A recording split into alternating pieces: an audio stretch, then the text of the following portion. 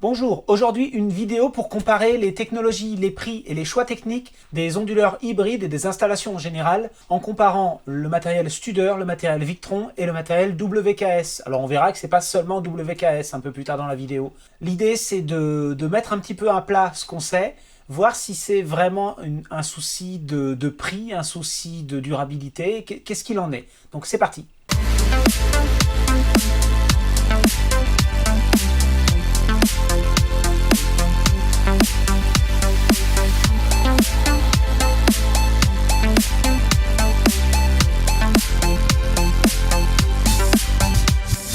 Pour commencer, je vous propose de faire un dimensionnement, une étude de cas, quelque chose que je rencontre très souvent, notamment chez moi, mon installation, qui va tout à fait comme ça, mais qui est un petit peu plus petite. Ce que je chiffre le plus souvent, ce qu'on me demande le plus souvent pour un habitat, pour partir vraiment du besoin et d'aller vers le matériel et voir ce qu'on a besoin, combien ça coûte. Je vous propose de le faire avec tout un tas de petits graphiques. Voici le projet d'autonomie que je vous propose. En règle générale, sur mes chantiers et puis dans les dimensionnements que je fais, on me demande d'alimenter de la lumière, un réfrigérateur, un lave-linge, une cafetière, des ordinateurs, une pompe à eau et des outils divers. La pompe à eau, c'est parce que souvent en autonomie, on est aussi déconnecté du réseau. Ou alors on a une cuve d'eau de pluie. Les consommations journalières sur ces différents appareils sont de 150 Wh sur la lumière, 720 Wh sur le réfrigérateur. Le lave-linge est à 342, en fait j'ai fait 2 machines par semaine divisé par le nombre de jours. La cafetière, donc j'ai compté 5 minutes par jour, ou 8 minutes par jour je crois.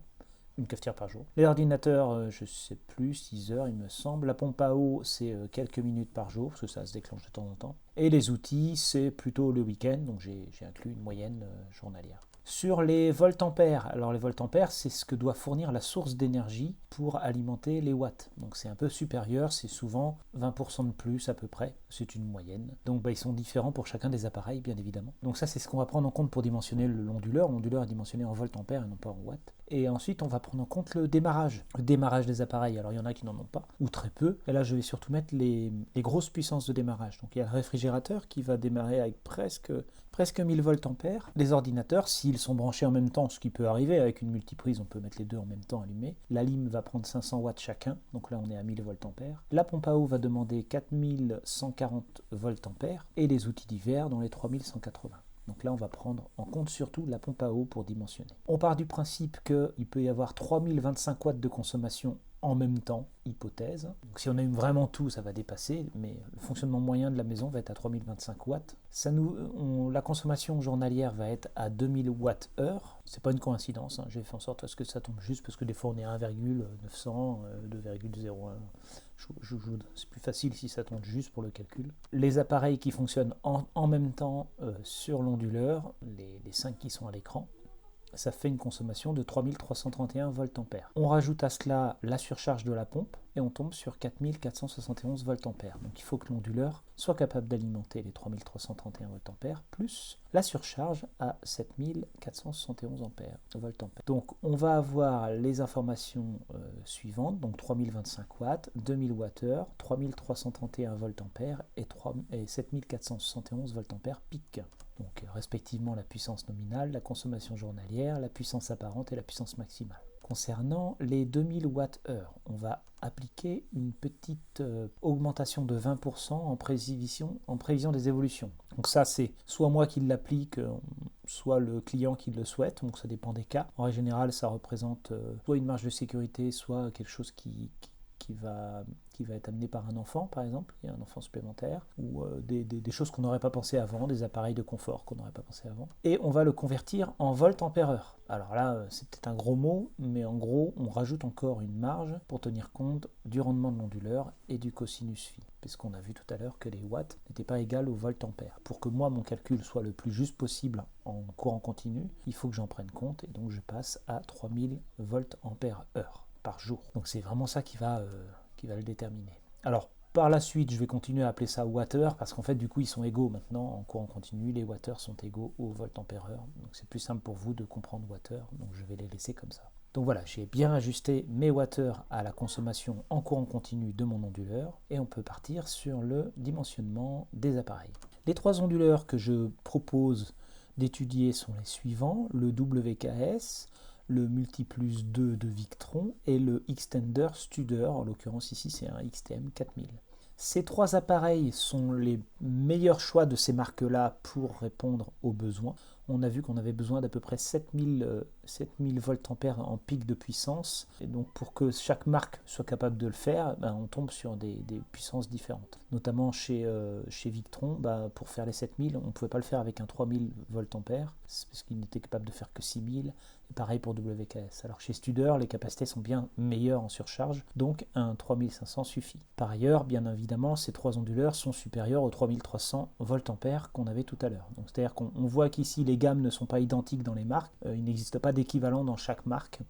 Chez Studer, ils ne font pas de 3000, ils ne font pas de 5000. Alors s'il y a une référence en 5000, 24 volts, mais sinon ils vont appeler ça le 6000, qui en réalité va faire 5000 plus 1000 voltampères en surcharge pendant 30 minutes. Enfin, à chaque fois, c'est des références différentes. Et là, pour ce cas-là, ce sont les modèles appropriés. Ces 3 appareils ont une consommation à vide donnée. Alors, je vous renvoie vers ma vidéo que j'avais faite sur les consommations à vide pour bien comprendre l'influence de cela.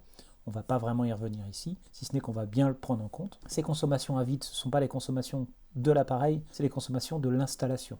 De tout ce qui va avec, que j'ai déjà calculé avant de faire la vidéo, et qui est adapté au mois de décembre. C'est-à-dire que, par exemple, pour le WKS, j'ai inclus la consommation du régulateur solaire le jour, mais pas la nuit. Pour le Extender, j'ai inclus l'économie d'énergie du mode économe 4 heures par jour, ainsi de suite, suivant les configurations. Donc, ce sont les watts réalistes dans la vraie vie, quoi. Chaque onduleur a son propre prix, donc le WKS est à 1185 €, c'est le tarif mars 2023. L'onduleur Multiplus est à 1900 €, il a augmenté un petit peu de 200 €, et l'onduleur Extender est à 3400, lui il a augmenté un petit peu plus. Cette consommation à vide apporte une consommation journalière de 1704 Wh, 1,7 kWh WKS Circle, de 600 Wh pour le Multiplus et de 384 Wh pour le Extender. Donc là il y a un écart conséquent, on va voir ce que ça implique. On les ajoute aux 3000 Wh par jour qu'on a besoin pour la consommation, puisque ce sont 2 choses différentes. La consommation propre des onduleurs et la consommation en 230 volts du ménage ne sont pas la même chose, il faut les cumuler. On obtient donc 4704 Wh pour le WKS, 3600 Wh pour le Victron et 3384 Wh pour le Studer. Donc ça c'est important pour dimensionner les panneaux solaires et les batteries. Au niveau des panneaux solaires, je ne vais pas vous montrer le calcul, on pourra le faire dans un épisode dimensionnement spécifique. Usuellement, on est presque, quand on a 1 kWh par jour, on est à peu près à 1 kW de panneaux solaires, donc c'est un petit peu moins. Donc voici les valeurs que ça donne. Donc pour le WKS, on serait à 4510 watts-crête de panneaux solaires, 3440 watts-crête pour le Victron et 3240 watts-crête pour le Studer. Donc ce serait la cible. C'est la puissance de panneaux solaires nécessaire pour qu'au mois de décembre, vous produisiez suffisamment ou au moins statistiquement suffisamment pour couvrir vos besoins, tout en sachant qu'il y a quand même des possibilités de ne pas avoir de soleil du tout en décembre. Il faut quand même que l'onduleur soit un onduleur chargeur ou qu'il y ait une solution chargeur, ce qui est le cas sur les 3 produits, pour pouvoir mettre un groupe électrogène. Donc comme on est dans le cadre de l'autonomie, et vraiment de l'autonomie, pas de l'autoconsommation, ces 3 onduleurs sont des onduleurs chargeurs. Ça ne veut pas dire qu'ils ne peuvent pas faire d'autoconsommation, mais là on est bien dans le cadre de l'autonomie. On verra en fin de vidéo un petit aparté là-dessus. Pour le stockage batterie, on a un dimensionnement qui suit. On va compter 5 jours sans soleil. Moi c'est ma moyenne, c'est ce que je conseille. 15 jours c'est mieux évidemment, mais c'est un budget. 5 jours sans soleil, c'est tolérable pour partir travailler toute la semaine par exemple. Et on va ajouter 20% pour éviter la décharge profonde et 20% pour atténuer le vieillissement. Alors c'est pas tout à fait 20%. Vous pouvez retrouver le calcul dans ma vidéo sur le choix et dimensionnement des batteries. Donc en gros c'est un coefficient d'1,56. Ça nous fait un stockage nécessaire de 31,81 kWh pour le WKS, 28,08 kWh pour le Victron et 26,44 kWh pour le Studer. Donc là vous pensez à voir venir, il y a moins de panneaux solaires sur le Studer et moins de batteries, donc on devrait avoir un prix plus faible qui accompagne le Studer que le WKS. Évidemment, là c'est pas un artifice, c'est pour que l'ensemble fonctionne correctement, c'est ça qu'il faut. Donc on a une hausse de 6,2% entre le Victron et entre le Studer et le Victron, et pour passer le Victron au WKS, on rajoute 31%. Donc il y a quand même un bond à ce niveau-là. Alors pour les panneaux solaires, on a déjà vu le prix de l'onduleur. Panneaux solaires, le prix moyen, vraiment moyen, parce que des fois c'est un petit peu plus faible ou un peu plus élevé, que j'ai constaté aujourd'hui, est de 45 centimes TTC par watt crête et de 43 € par fixation, parce que les panneaux, il faut les fixer sur quelque chose. C'est une moyenne aussi, ça dépend sur ardoise, tuile, sur support terrasse, mais on va garder à la même enseigne tous les... On va comparer de manière similaire. Après, si on ajoute 500 € sur chacun des onduleurs, on ajoute sur chacun des onduleurs, c'est pas grave. Donc là, pour atteindre la puissance requise, alors j'ai trouvé un assemblage de 12 panneaux de 380 watts crête. L'idée, c'est d'être un peu au-dessus de 4510 watts crête. Donc avec des 360, ça passait pas. Avec des 400, c'était trop aussi. Donc là, en faisant 2 strings de 6 panneaux, on obtient 4560 watts crête pour 2545 €. Donc on met ça dans le coin, en haut à droite, le prix de l'onduleur et le prix des panneaux. Il faut ajouter à cela les coffrets, les protections, les câbles, les accessoires, donc les accessoires, les colliers, les goulottes, enfin tout ce que vous aurez besoin pour faire votre installation. Et tout ça, les prix, ça va être dans l'optique où vous le faites vous-même. Donc je ne vais pas compter de main-d'œuvre, je ne vais pas compter de déplacement, des choses comme ça liées aux professionnels. Là, ce sont que des accessoires et des équipements que vous pouvez acheter vous-même en tant que client final sur Internet, par exemple. Donc il n'y a même pas de débat là-dessus. Il faut forcément un coffret en alternatif, un coffret en continu, un sectionneur batterie, des fusibles, il faut tout ça. Pour le WKS, ça revient à 808 € de protection électrique, coffret et câble. J'inclus les piquets de terre et les câbles qui vont au panneau solaire.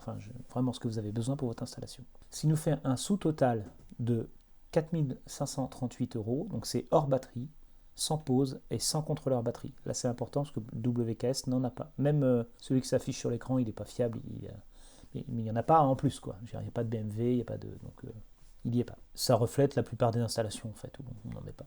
Donc là, on passe au Victron. Pour les panneaux solaires, donc même calcul. Moi, j'ai trouvé un assemblage de 9 panneaux de 380 watts. J'aurais pu en prendre 10 de 360. Et dans ce cas-là, ça m'aurait fait changer de régulateur solaire et ça aurait été plus cher. Mais j'ai préféré prendre la solution la plus avantageuse pour Victron, c'est-à-dire 9 panneaux de 380 watts. Ça fait 3420 watts crête. Là, c'est légèrement en dessous, mais c'était pour être au plus près et pour pas abuser sur la marchandise. Voilà. J'aurais pu mettre un peu plus, effectivement. Mais... j'aurais eu 3600. Là, on est à 1926 €. De toute façon, l'écart, si on avait 20 € de plus, on aurait eu 10 ou 15 € de plus sur le budget. Là, c'est ce qui se rapprochait le plus. Donc, avec un onduleur de 1900 € et des panneaux solaires de 1926 €, il faut ajouter les accessoires suivants. Le régulateur MPPT, qui est un 150 volts 85 ampères. Ça aurait été un 250 si j'avais mis des boucles de 4 ou de 5 ou 6 panneaux. Donc, j'ai préféré prendre le moins cher. Donc celui-ci est à 760 €. Le système GX, alors c'est pas le color control, c'est le Serbo GX plus l'écran touche, enfin le système qui aura besoin, est à 620 €. Le contrôleur est à 156 €. Alors le GX, il va être intéressant pour tout un tas de choses. Il est vrai qu'on n'est pas obligé de le mettre à chaque fois, notamment sur les batteries plomb, mais comme la plupart du temps, les clients souhaitent avoir une visu et un paramétrage, pour être l'égal des autres onduleurs, je le mets, sinon on n'a pas d'écran pour régler. WKS un écran et Studer un écran aussi. Donc il va falloir ces 620 €, les 156 € de contrôleur, et puis tout ce qui est coffret, câble, sonde, les sondes sans fil et tout ça, on va être à 827 €, ça, un tout petit peu plus que WKS. Ça nous fait un sous-total de 6223 € hors batterie, hors pause. Pour le Studer, j'ai fait un assemblage de 9 panneaux de 360 watts crête, ce qui fait 3240, ça tombe pile poil, qui nous fait un budget de 1845 € pour les panneaux. Donc l'onduleur à 3400 €, les panneaux solaires à 1845, et puis ce qui va avec, le régulateur solaire qui est plus cher que le régulateur Victron, qui est à 1300 €, le système RCC02 qui est à 240 €, le contrôleur BSP 500, le contrôleur batterie qui est à 460 €. Petite info, là quand on est en lithium par exemple, à la place du BSP, on a un équipement qui est un XCOM CAN qui est moins cher, qui est 2 fois moins cher. Bon, je ne vais pas en parler ici, je vais rester au prix maximal pour désavantager volontairement Studer, voilà, pour pas trop rogner. Et les coffrets câbles et sondes et cordons qui sont un peu moins chers, 725 € parce qu'il y a pas la sonde de température est moins chère chez Studer, il n'y a pas besoin de tous les cordons Victron, donc il y a un petit décalage de prix. Donc ce qui nous fait un sous-total de 7970 € hors batterie, hors pause. Si on compare les sous-totaux des 3 onduleurs, on voit que, sans le contrôleur batterie toujours à gauche, j'insiste, je le remets là mais j'en reparlerai plus après, on est à 4 538 € pour le WKS, 6 223 € pour le Victron et 7 970 € pour le système Studer. Alors que ce soit ici ou quand on a comparé tout simplement les prix des onduleurs, ça va être la même réaction, c'est oulala, Studer est vachement plus cher. Oulala, entre WKS et Victron, il faut encore rajouter 2000 balles. C'est le fond du problème. C'est le fond du problème où si on ne regarde que le prix de l'onduleur ou que le prix de l'assemblage onduleur, régulateur, tout ça, on se dit bah non, je prends WKS ou alors je prends Victron ou alors je... On va pas s'arrêter là, nous. Il faut qu'on finisse, il faut qu'on aille jusqu'aux batteries, il faut qu'on aille jusqu'à la fin. Parce qu'on voit bien qu'il y a un paramètre qu'on n'a pas encore traité. Ces 3 solutions, on va leur donner une approche sur 6 batteries différentes. Donc la batterie entrée de gamme AGM, c'est celle qu'on a par exemple chez Ultracell ou d'autres Farmcell ou autres. Donc souvent c'est celles qui sont marquées gel et qui ne le sont pas. Bon, c'est l'entrée de gamme, la moins chère qu'on trouve. Ensuite on a l'AGM ou la gel Deep Cycle qui est à peu près au même prix à 200 € le kilowattheure. Ensuite il y a le do it yourself, c'est-à-dire les batteries, le pack lithium que vous faites. Alors lithium, c'est pareil, j'ai marqué que lithium pour gagner de la place. Les LTO par exemple ou les Life Pocket ou c'est à peu près les mêmes genres de prix, je crois que les LTO sont un peu plus chers. On tourne aux alentours de 230 € le kilowattheure si vous ne vous faites pas arnaquer, s'il n'y a pas de frais de douane, s'il n'y a pas d'erreur, si vous trouvez le bon fournisseur, le bonne cellule et qu'entre vous, sur les forums, vous trouvez la bonne solution, vous allez vous retrouver avec 230 € le kilowattheure qui n'est pas très très cher. Ensuite, on passe à l'OPZS 9 qui est à 250 € le kilowattheure. Vous remarquez que pour l'instant, il n'y a pas un écart de ouf entre 140, même entre 200 et 250, on n'est pas sur des écarts de ouf. C'est celle que je préconise, les OPZS, c'est celle que je mets partout en autonomie. Bon, je vous ai déjà vu la vidéo qui fait que je me pose la question entre le lithium et l'OPZS, que vous pouvez voir ici. Ensuite, le lithium. Bon, j'ai précisé Pilontech parce que c'est une des plus répandues. Dans ce domaine, elle est à 400 € le kilowattheure. Là, c'est pareil, je suis gentil. Parfois, elle est à 430, parfois, elle est à 480. C'est une moyenne. Et le lithium Victron, j'ai marqué, mais bien évidemment, pas grand monde l'utilise. Il est vachement plus cher, à 750 € le kilowattheure. Si on veut comparer avec les 3 marques d'onduleurs, il va falloir qu'on fasse un petit tableau et qu'on rappelle les kilowattheures du parc batterie en haut. Donc pour ces kilowattheures, marque par marque, on voit les tarifs en marron ici. On voit qu'il y a une sacrée évolution entre le premier et le dernier, et on peut parler de dizaines de milliers d'euros d'écart. Bien évidemment, la lithium Victron c'est la plus chère, donc effectivement ça peut monter très très haut. Et donc on va pouvoir les comparer. Donc je rappelle les prix des différents systèmes onduleurs hors batterie qui sont affichés en haut. Et là on va sélectionner par exemple le premier parc batterie qui est le moins cher tout simplement. Et en prenant le parc batterie le moins cher, c'est aussi celui qui dure le moins longtemps.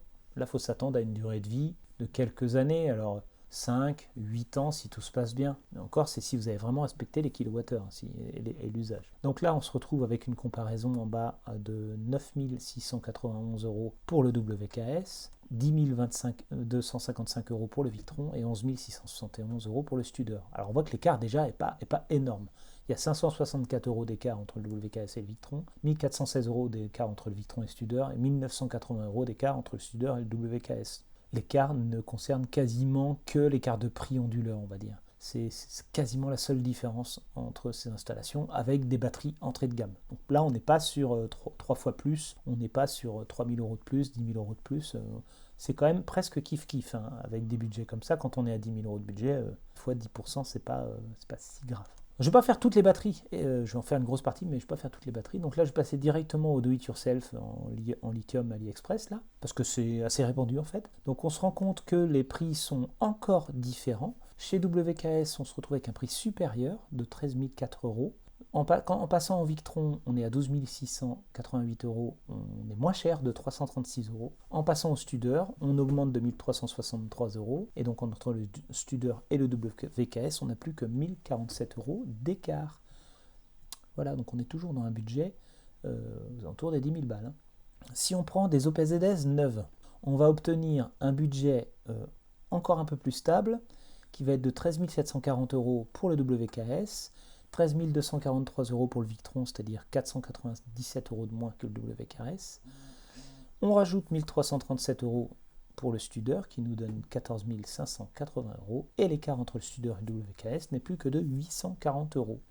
ce qui est relativement peu pour l'écart de qualité. Si on passe tout de suite sur le lithium Pilontech, donc là on rajoute à peu près 5000 euros, pour le WKS. On passe sur 19 262 euros de Pilontech pour atteindre le quota nécessaire pour le fonctionnement. Si on passe sur Victron, on réduit de 1807 euros.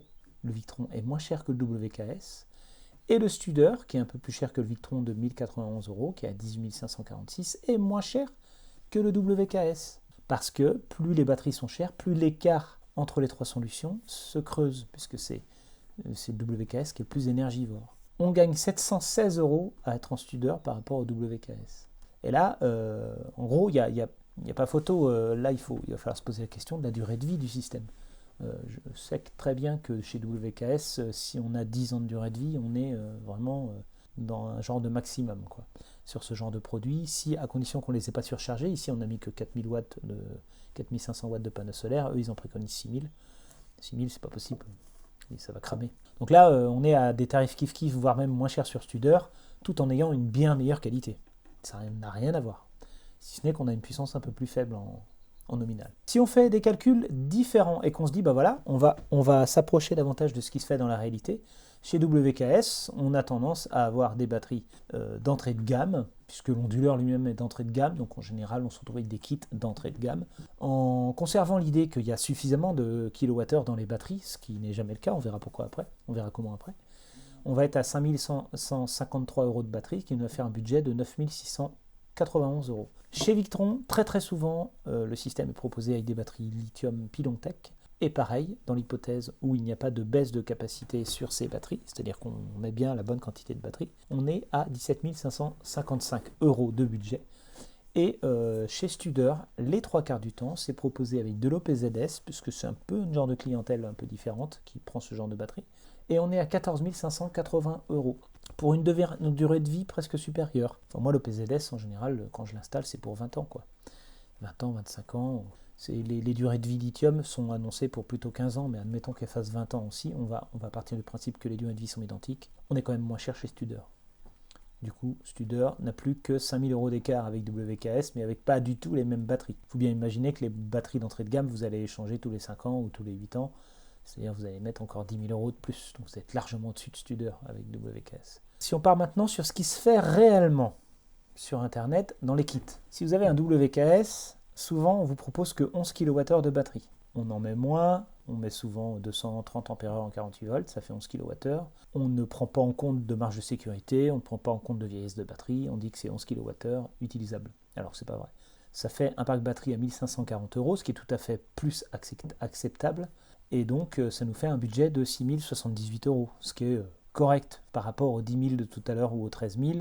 La plupart des gens choisissent ça, ce qui est une erreur, puisque les batteries vont durer rien du tout. Elles vont durer quelques mois peut-être, ou 2 ans. Chez Victron, on a tendance à baisser aussi les batteries, mais de plutôt mettre la capacité tout juste nécessaire, sans prendre de marge de sécurité, et on est plutôt à 18 kWh. C'est la moyenne, c'est ce que je constate moi sur les kits. Donc ça nous fait un parc batterie qui n'est pas si cher. En tout cas, souvent c'est du gel qui est proposé, donc on est à 9 823 euros. Et chez Studer, en général, sur les installations de cette qualité-là, c'est plutôt du professionnel qui installe. Il y a suffisamment de parc batterie, donc on reste aux 26 kWh. Et là, on est à 14 580 euros. On voit bien que ces trois installations ne sont pas du tout les mêmes, ne sont même pas comparables. On n'est pas sur les mêmes types de batteries, les mêmes considérations d'autonomie. Mais toutefois, l'écart... Si vous voulez, l'écart n'est pas astronomique. Au vu de la qualité et de la quantité batterie, c'est pas du tout la même chose. Si on fait l'opposé, bien sûr, chez WKS on met des batteries Pilontech, ce qui arrive aussi, souvent on n'en met pas beaucoup. 11 kWh, c'est même rare de mettre vraiment 11 kWh. Ça nous fait un pack à 8938 euros, qui remonte le budget forcément. Chez Victron, on prend des batteries plus chères que chez Studer en Pilontech forcément. On est à 13 523 euros et du coup Studer est toujours aussi compétitif à 1000 euros près. On est correct. Mais là c'est pareil, c'est ce qui se fait dans la réalité, mais c'est pas du tout ce qu'il faudrait faire. Moi je me base pas sur ce qui se fait, mais sur ce qu'il faudrait faire, c'est-à-dire pour être vraiment autonome. Sinon, évidemment, c'est caput, c'est blackout. Si vous mettez un onduleur EP vert à la place du WKS, il y a une petite variation. Alors, donc EP vert, c'est un petit peu moins cher, dans les 800 euros. C'est la même chose que Superwatt. J'ai pas trouvé d'exemple Superwatt, parce qu'ils ont retiré du marché le Superwatt. EPVR, c'est le même. On pourrait avoir du SRNE si c'est le même. Moi, j'ai pas trouvé de tarif là-dessus, mais le onduleur SRNE, c'est la même chose que le EPVR. Donc, c'est vraiment un onduleur qui va avoir les mêmes caractéristiques, avec un petit peu moins d'ampères, mais globalement, il va faire le même taf pour un petit peu moins cher. Il n'aura pas le côté bling-bling, quoi. Vous pouvez trouver aussi des modèles comme Effecta, c'est la même chose que WKS, qui est dans les 1000 euros, donc ça ne va pas faire une baisse énorme, d'autant qu'en plus là il est un petit peu moins puissant sur le régulateur solaire. Sur de l'Iméon, on m'a beaucoup parlé de l'Iméon. Alors l'Iméon n'est pas un onduleur d'autonomie, c'est un onduleur d'autoconsommation. Il n'a pas de surcharge possible, donc pour pouvoir utiliser celui-ci en autonomie, il va falloir prendre le modèle 9 kg pour qu'il puisse supporter 12. Il n'est pas fait pour de la surcharge, mais nous on a besoin de 7 kg en surcharge, donc on est obligé de prendre le 9 kg qui est à 6 000 euros. C'est hors de prix. Je mets un petit encart, c'est marqué marque française. C'est marque française, c'est pas fabriqué en France. C'est made in China. C'est comme les autres en fait. C'est juste la marque qui est française. Bah, vous faites pas. Si vous souhaitez que ce soit fabriqué en France, bah, celui-ci n'est pas fabriqué en France, c'est juste la marque qui est française. Donc on l'élimine aussi celui-là. Le Huawei, alors une grosse rayure entre les deux, parce que il fonctionne que avec les batteries LG. On ne peut pas faire de surcharge non plus, donc là c'est un 4 kg, mais il ne fera pas 4,5 kg, donc on ne peut pas fonctionner en surcharge. Je n'ai même pas trouvé le modèle de la taille adéquate. Et il est fait pour l'autoconso, il n'est pas fait pour l'autonomie. Le côté autonomie va très peu marcher, la quantité de batterie va être trop faible. Puis on est sur un budget qui est de toute façon supérieur au WKS, donc il est hors circuit. Pour le Sofar Solar, c'est pareil. Il est limité à 6 kg, parce que ces onduleurs-là, on en parlera, je vais faire une vidéo là-dessus. Ces onduleurs-là ne sont pas faits pour l'autonomie, ils sont faits pour l'autoconsommation. Donc leur capacité max, c'est leur capacité de surcharge. Donc dès qu'on passe en secours ou en autonome, faut faire attention à ce qu'on met dessus, parce qu'on est limité à 6 kg. Donc c'est vraiment faire pour l'autoconsommation. D'autant qu'il est un peu cher. Pour la solution Solax, alors chez mon fournisseur, il y a une solution Solax qui est complète. En tout cas, il y a tous les accessoires qu'il faut pour avoir notamment cette solution en 5000 watts. 5000 watts, c'est pas suffisant, donc il va manquer, on est limité, donc on ne va pas pouvoir prendre celui-là, mais bon, c'est pour vous donner un comparatif. C'est vraiment une solution qui est faite pour l'autoconsommation, qui n'est pas faite pour l'autonomie, et peut faire du secours, mais pas de l'autonomie, à proprement parler, même si elle serait en mesure de faire quelques jours d'autonomie en cas de panne réseau. On est quand même limité à 5,8 kWh batterie, mais on peut les doubler, moyennant 2000 et quelques euros. Et donc voilà, c'est une solution comme une autre, mais qui va être du coup dans les 9000 euros, mais inadaptée. Il faudra un budget plus élevé, donc on voit bien que ça ne va pas nous correspondre. Ici, je ferai une vidéo dédiée d'ailleurs sur le Solax, et sur plusieurs Solax peut-être, il y aura d'autres vidéos. Donc dans cette optique-là, on reste sur la comparaison de ces trois onduleurs qui sont vraiment liés à l'autonomie. Quand je dis autonomie, bien sûr, je répète, c'est parce qu'on peut notamment mettre un groupe électrogène et assurer l'autonomie toute l'année sans le réseau. Ces onduleurs peuvent être aussi compatibles pour faire de l'autoconsommation. J'en suis pas vraiment sûr pour le WKS, je dirais non, mais pourquoi pas. C'est pas le sujet. Si on fait autoconsommation, du coup on dimensionne peut-être des batteries différemment. On a d'autres solutions peut-être plus intéressantes, justement, les auto-onduleurs. Là, on va rester sur l'autonomie, parce que c'est souvent ça qui est fait avec ces onduleurs-là, c'est de l'autonomie. Donc on voit bien qu'on est quand même sur un écart de moins de 1000 euros entre WKS et Studer, et de un tout petit peu plus de 1000 euros entre Victron et Studer. Sachant que Victron est moins cher que WKS, du coup, au final. Moi, ce qui m'embête, c'est vraiment le gaspillage de ressources chez WKS, là, trop de panneaux solaires, trop de batteries. Mais imaginez que quand vous les remplacerez, les batteries, que ce soit dans 15 ans, dans 20 ans, il faudra remettre 36 kWh. Si vous remettez moins, vous retombez dans le même piège, et il y a de fortes chances qu'au bout de 10 ans, l'onduleur soit mort, donc il faudra le remplacer avant.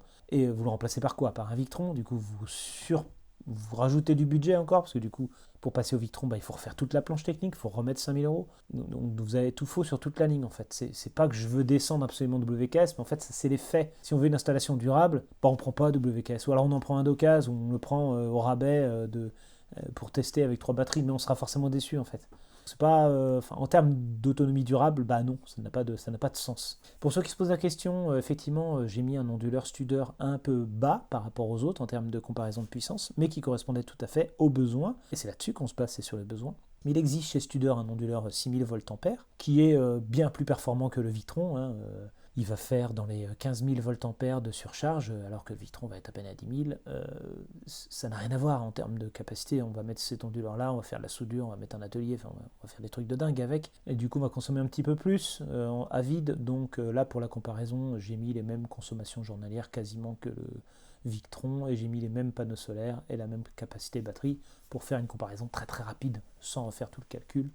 Et effectivement, entre les deux, on est à 4200 € d'écart. C'est normal, c'est pas du tout le même produit, c'est même pas du tout le même besoin. Donc on n'est même plus dans la comparaison du besoin, mais là on est dans la concurrence des onduleurs. Et on voit que c'est même pas le prix de l'onduleur.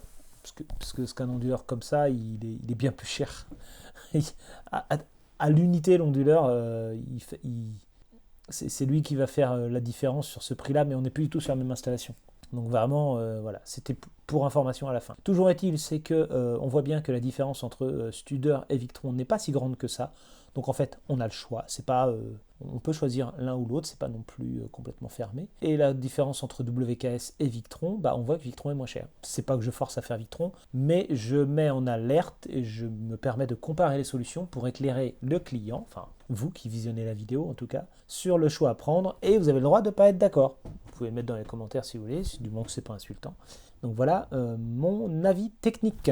Ce que je vous propose, c'est de voir ce que moi je fais comme installation 80% du temps et à quel prix. Donc là, j'ai un exemple d'installation que j'ai fait il y a un peu plus d'1 an. C'est une installation qui fait 4400 watts crête avec un onduleur multiplus 5000 voltampères et un parc batterie régénéré de 40 kWh. C'est pas tout à fait ce qu'il faut pour le besoin qu'on avait au début, c'est plus gros. Mais bon, c'est l'exemple que j'ai le plus probant. Donc par contre, j'ai utilisé des régulateurs SRNE. Vous avez déjà vu ça sur ma chaîne, qui sont quand même 2 fois moins chers que les régulateurs Victron. Donc moi, pourquoi je vous dis ça, c'est parce que là, j'ai comparé tout à l'heure 3 installations, soit 100% WKS, puisque c'est un tout en un, soit 100% Victron, soit 100% Studer. Donc ce sont les cas les plus chers en tant que Victron et Studer. Moi, je fais un cas intermédiaire, la plupart du temps, qui permet de réduire les coûts, d'avoir quelque chose de relativement correct. Si on n'est pas sur l'autoconsommation, on arrive à avoir quelque chose de très très bien. Du coup, on n'a pas besoin de GX, on n'a pas besoin de tout ça. Sur l'implantation, donc ça donne quelque chose qui est déjà fait, qui est fait en atelier, une planche technique qui est plutôt propre, qui est assez compacte. Là, elle fait, je crois, 1m20 par 1m20 à peu près, avec le parc batterie juste au pied.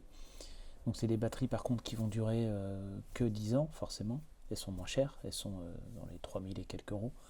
Donc faut admettre qu'on les remplace un peu plus tôt, mais ça permet justement d'avoir la bonne capacité et d'avoir un investissement correct avec le jour où il faut les remplacer, de savoir s'y remettre de la régénérée ou de la neuve. Mais du coup, il n'y a pas d'erreur de choix de matériel et pas d'erreur de capacité. C'est assez pratique. Bon, le schéma électrique, moi, je vais vous laisser un tout petit peu à l'écran comme ça. Donc c'est plutôt simple, hein. J'entends par là qu'il n'y a pas beaucoup d'automatisme, j'en ai pas mis sur cette installation, on n'avait pas besoin. Il y a 2 régulateurs solaires 60 ampères et ils sont mis par 3 les panneaux pour être en dessous de 150 volts. Là c'était des panneaux en plus qui étaient un petit peu moins chers que la normale, un peu déstockés. Mais moi je vais vous annoncer le tarif actuel. Sur cette production, donc nous on était basé sur 3200 Wh à peu près de consommation, c'est un tout petit peu plus que 20% de plus que l'étude d'ici. Donc moi j'ai fait une installation qui couvre ses besoins avec une petite marge, et donc il y a une grosse part de surplus qui peut être exploitée pour l'eau chaude. Donc ça c'est très important parce que ça veut dire qu'on peut brancher un chauffe-eau sur l'installation, soit en 230 volts, soit en courant continu. Sur cette installation, il y en a un, il est en 230 volts, c'est le client qui décide de le mettre. C'est aussi pour ça qu'il avait un onduleur 5000 voltampères. C'est pas mon choix préféré parce que ça fait des pertes et tout, mais rapport au budget, c'est quand même ce qui a été choisi. Il n'est pas exclu de mettre un chauffe-eau en 150 volts, en 120 volts, pour pouvoir le brancher sur les panneaux solaires avec mes solutions habituelles. Cette installation revient à 11 000 €, qui n'est pas très cher, ne serait-ce que comparé aux deux, hein, puisqu'on a plus de batterie que dans le cas du WKS. Ça, c'était un choix pour couvrir plus d'autonomie. Plus de panneaux solaires, presque autant que pour le WKS, avec un besoin qui est bien moindre. Donc on surproduit un peu, on surstocke un petit peu, parce qu'il y a aussi sur place, il y a une activité professionnelle en plus, donc l'idée, et puis un peu d'ombrage, il y a une zone d'ombre qui fait qu'on a surdimensionné les panneaux, essayer de combler ce manque de production. Mais on se retrouve quand même avec une installation de production qui n'est pas très chère, hein, on est dans un budget correct. Bien sûr, il faudrait rajouter 3 ou 4 000 € pour passer en OPZS 9. Mais ce sera dans 10 ans. Enfin, il y a un petit décalage. S'ils repartirent de la régénérer dans 10 ans, ils sont avec un budget identique, mais avec plus de puissance. Donc, Voilà ce que moi je propose. Vous voyez qu'il y a plusieurs alternatives, on n'est pas tout le temps bloqué. Voilà pour cette comparaison, j'espère que après ça, vous verrez un peu plus loin que le prix des appareils. Il faut penser un peu plus global, un peu plus durable. Si c'est vraiment pour du dépannage du local ou quelque chose qui est vraiment un problème de non-durabilité, c'est-à-dire c'est pour un mois ou deux, c'est pour du test, c'est pour un usage très ponctuel. Si c'est pas de l'autonomie toute l'année, vous choisissez exactement ce que vous voulez. Moi, j'ai rien à redire là-dessus. Même pour l'autonomie tout court, j'ai rien à redire. Vous faites ce que vous voulez, vraiment. Moi, je vous explique mon point de vue en tant que professionnel et voir que représente chaque appareil en termes de finances, en termes d'impact, en termes de retour. Et vous avez le choix, en fait. Vous faites ce que vous voulez. C'est juste que derrière, il faut assumer. Voilà, vous avez mon avis. Bonne journée à vous, bonne soirée si vous regardez ça le soir. Et puis on se retrouve dans les prochaines vidéos sur à nouveau des tests de batterie, mais aussi des tests d'onduleurs, de rendement. Et on va y arriver à ce résultat de sondage. On va y arriver. J'ai fait un sondage dans mon espace communauté. Allez-y, hein. Le rendement attendu d'un système en autoconsommation avec batterie. Au revoir.